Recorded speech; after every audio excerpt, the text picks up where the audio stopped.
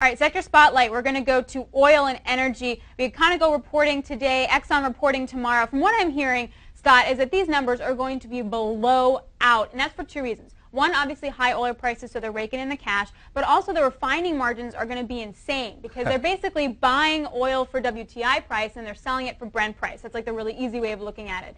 So the refining margins, I don't think people are paying a lot of attention to. I get a lot of good stuff on this from Dan Dicker, a contributor at The Street. So in terms of stocks, what do you do? Because they've already had a pretty decent rally. I mean, Exxon in particular is up almost 18% for the year. What do we do with the stock now?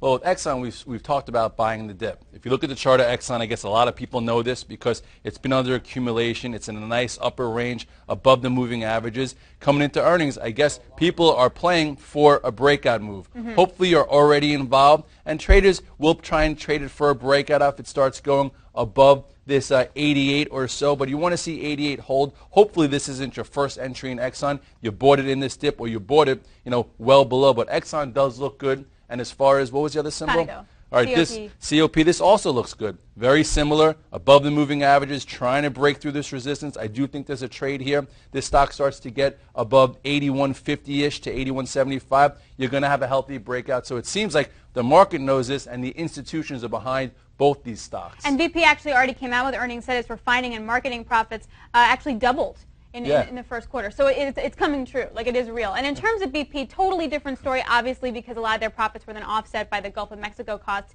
Is there sort of a bargain basement buying opportunity? I think, we talked about BP, this long base, so this earnings could be a catalyst for it to finally break above it. If you look at the chart of BP, it looks good.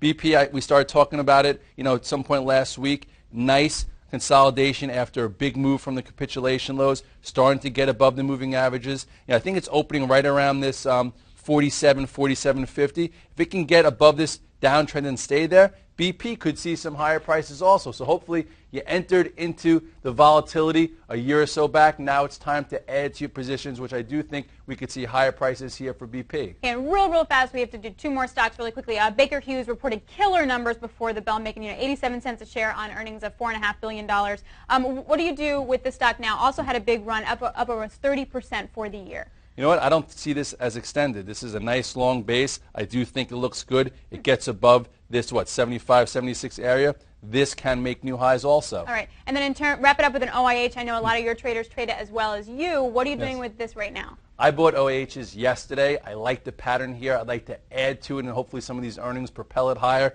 You look at the chart here. It's nice and tight. We talk about tight patterns. If you guys remember, this is when we were first talking about it. Went to highs, couldn't hold it, came back in, held higher. Now you have a perfect flag type pattern here.